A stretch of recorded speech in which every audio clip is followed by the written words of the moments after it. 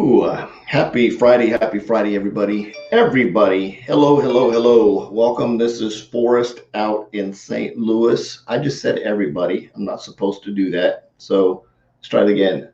Welcome. This is Forrest out in St. Louis. Thanks for swinging by. I really appreciate you taking your time out to check out what we've got going on today, what I've got going on today. For those of you that do not know me, I'm a residual income strategist, social media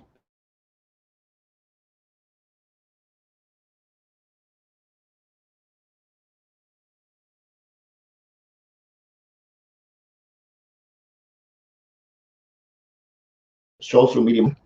Not sure what that was about. So I'm back with a mission to have no more empty refrigerators. So want to talk about a podcast. My coach got me jumping on to doing a podcast. I'm like, oh my God, it's going to be so hard. It's something else I have to put on my list. I'm not looking forward to doing it. So make a long story short, I put my head on backwards like I usually do. And my camera is always like, let's see, I need to go that way. There we go. I think I'm got my head on straighter. Well, maybe not. Now the Eiffel Tower's crooked in the background. There we go. So have you ever thought about starting a podcast? And it was after I had the coaching session with my coach. So for those of you that want to check out my very first podcast, shoot me a private message to get you a link. Very cool. I think you're going to dig it. I have no idea where it's going, but it's called No More Empty Refrigerators. Very cool. And I'm not sure exactly where it's going to end up, but I'm going to throw some stuff up there that hopefully will make an impact for people to listen to while they're driving, and maybe do some mind shift changes and things like that to let people realize that it doesn't matter where you come from. It matters where you're going, and you don't have to stay stuck where you are. So, and that's the whole point of having No More Empty Refrigerators, is being able to reach out to people and impact their lives so that they can make a change. And that change can be anything. Sometimes people just need to be rescued before they can make a change. And sometimes that rescue comes in the form of me reaching out and knocking on their virtual door saying, hey, I've got an opportunity that might help you make a little bit extra money. Are you open to taking a look at it? Can't promise you that it would be a fit for you, but at least take a look and see if it's something that might work for you, right? So that's my goal, is my mission in life. That's all I ever do, right? That's the one thing, that's the one core thing that's very important, is putting as knocking on many doors as I possibly can, reaching out to those people, that to at least give them an opportunity to look at it with their own eyeballs, to make a decision on whether or not it's going to be a fit for them and their family. And they may not know. I would be amazed at how many people that I talk to that don't know how to use the Googles. You would think everybody knows how to do it, to find stuff. They have no remote idea on all the cool little things. And when I say, well, hey, I'm talking to somebody on the phone and they ask me a question, I say, hold on, I'm gonna look it up on Google, and they go, oh, well, I can do that. Or I say, well, I'm gonna YouTube it. And they go, oh, well, I can do that. See, and I don't know if people are just used to it, or if they're not used to it, or if they're just not in research mode, or if they don't, maybe their mind doesn't work that way. I'm not sure what it is, but in the process of doing things. So I had no idea. And I guess when you have a list of certain things that go on, so a couple of things. One is I dramatically changed to today, actually this morning, last night. It was actually last night, but I took the action today, was to change my daily method of operation, because I want to make a bigger impact faster. And the only way I'm going to make a bigger impact faster is I had to make a shift in my time to figure out to make that work. So this is the first time catching me live. Really appreciate you swinging by. Tell me what part of the country you're chiming in from here. I'm going to open up my Facebook on my phone, because I know this StreamYard for most part works really cool.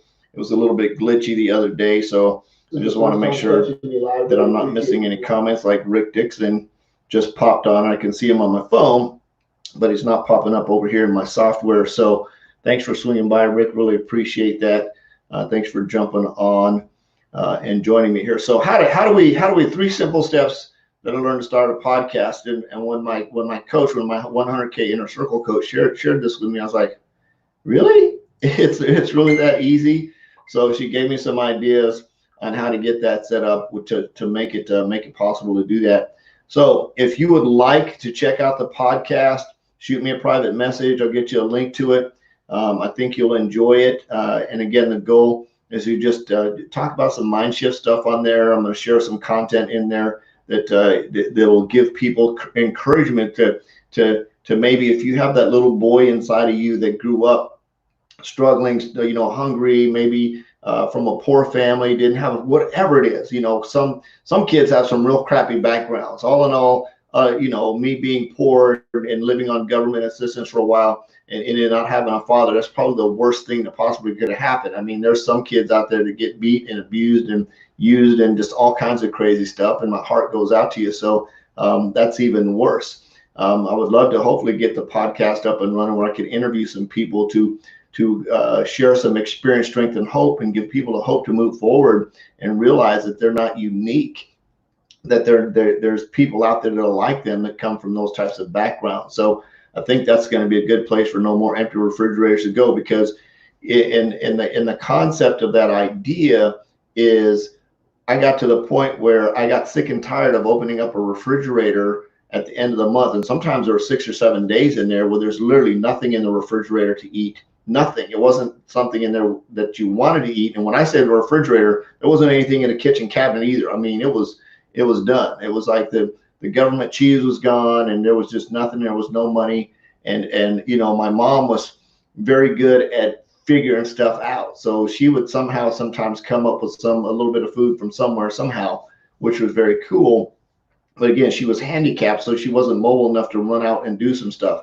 Hey, Dr. Gardner, thanks for swinging by. So in the concept of having no more empty refrigerators, I made a decision at a really young age that I was sick and tired of being hungry. So I went and scrounged up a snow shovel and started shoveling snow in the wintertime. And I would go door to door, and I would knock on the door and say, hey, I was curious if you might be open to let me shovel your snow.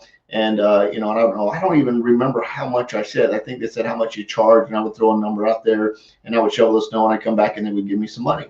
And I did that in the wintertime, and I go from door to door to door, shoveling sidewalks, cleaning snow, and I had my snow shovel, and I would do that. Sometimes growing up in Colorado, sometimes the snow was this deep, sometimes it was this deep. So I was trudging. Sometimes it would take me, 5 or 10 minutes just to get down my sidewalk, and then I basically had to shovel a path down the sidewalk to get to the house next door to shovel their snow and work my way through the neighborhood to do that, to earn some money, because I was sick and tired of being hungry. And on top of that, we didn't have a car. So I would walk to the grocery store and get groceries and bring them home for the family. So that was part of that growing up. And in the summertime, I scrounged up a lawnmower. I learned how to do lawnmower repair, and I could pretty much take a lawnmower apart, put it back together, and make it work. And I can still do that today. So that's a skill that I have. But I would go out and I would get a lawnmower and get a rake, and I'd go back to the same people, and I would knock on their door and ask them if I could cut their grass. And I would make money, and I started making money. And that was from a very, very young age, and did that and realized that if I was going to survive, if I was sick and tired of being in a certain place, hey, Tana, thanks for swinging by. I really appreciate it. If I was sick and tired of my situation, I made a decision at that time. And I don't think I really said that. I was just tired of being hungry. I was tired of not having food. And I would go to the store and buy groceries and do that, and I continually do that. And when I joined the military, I would send my mom money home to help take care of her. So that's the mindset of being able to have. There's some people out there that have that empty refrigerator. That empty refrigerator might be not having enough money to pay all the bills. That empty refrigerator might be having 2 jobs, and you don't never see your family, and you really want to be with your kids, and you want to be home and be the dad or the parent for your kids, and you're really sick and sending your kids to a babysitter. So that empty refrigerator might be you coming up with a way to plan to overcome that challenge, right? To make that work. So that's what the podcast is going to generally talk about, some things like that, how to overcome challenges, how to rise up, move up to the next level, change your mindset so you don't dig yourself down into a hole. And one of the things that I notice, and there's the 7 Habits of Highly Effective People, which is a very, very good book. And some of the things they talk about in that book are talking about being codependent, interdependent, and independent. And somebody that's codependent would be like a child that you need to take care of, because they are codependent. They are dependent on a co-person, sort of like a co-signer, somebody to take care of them and raise them up. Well, in a codependent relationship, once you're an adult, a codependent relationship is not healthy. It's not one that's a good place to be in. In other words, if you're an alcoholic, or if you have alcohol, if you're an alcoholic or you're living with an alcoholic, there's a pretty good chance that you become codependent. You start to act like them. If they're a big a-hole, you start to act like a big a-hole, and it's a really weird dynamic.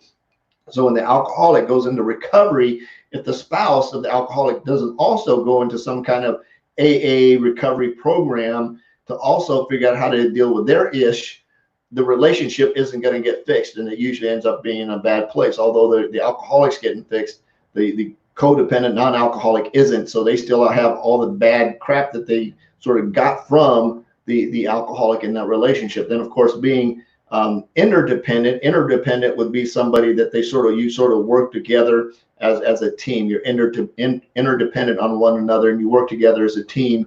And of course, independent is when you can basically strive out on your own. The cool thing about being independent is being an independent person. We get two independent people together, they can work as an interdependent team. Woo. But anyway, 7 Habits of Highly Effective People, a really cool book. If you haven't read it, by Stephen Covey, I'd recommend you go check that out. It's a very neat book.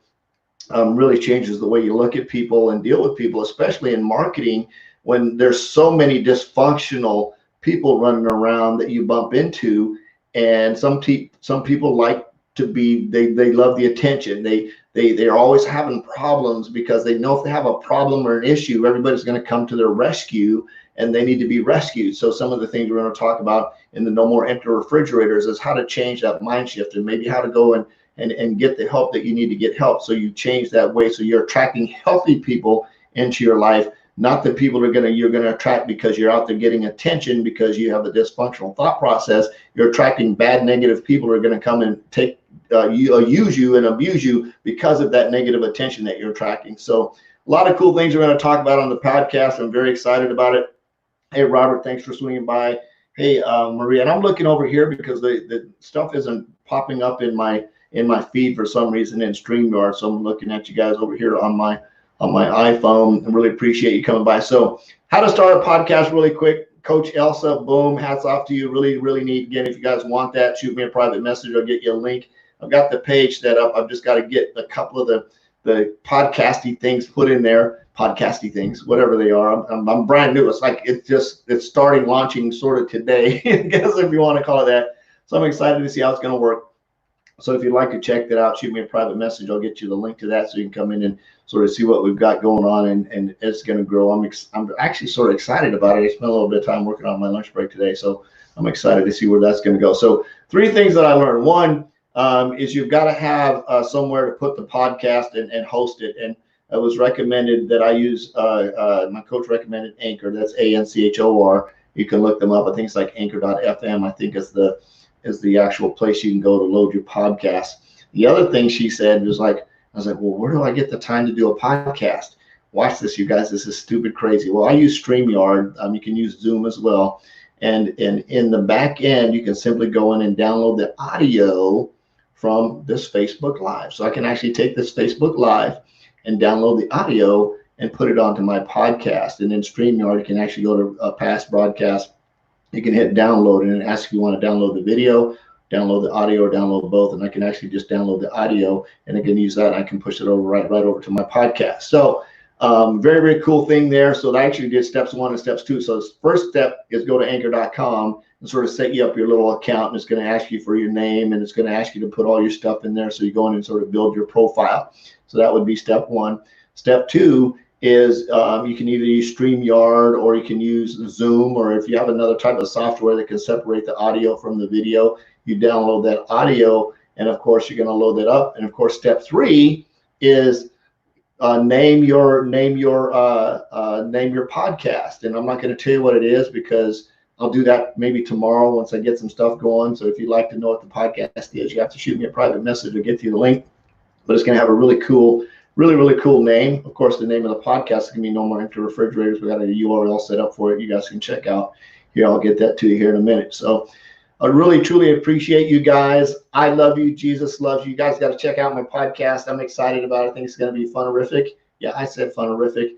Be sure to, on a separate note, a little bit different note, be sure to celebrate your wins. Pat yourself on the back. Today's Celebration Friday. Celebrate your wins. Pat yourself on the back, jump up and down, celebrate. It's not having a big ego. It's not it's not about having a big head. Some people want to talk about how they fail and somehow think that's humility. That's not being humble. That's just, you're using that negative dysfunctional attitude to attract people to try and make them to try to get people to make you feel good. That's not humble. That's dysfunctional. So celebrate anything you did. If you reached out to one person, celebrate that. If you reached out to 10 people, celebrate that. If you reached out to 500 people, celebrate that. If you got a new business partner, celebrate that.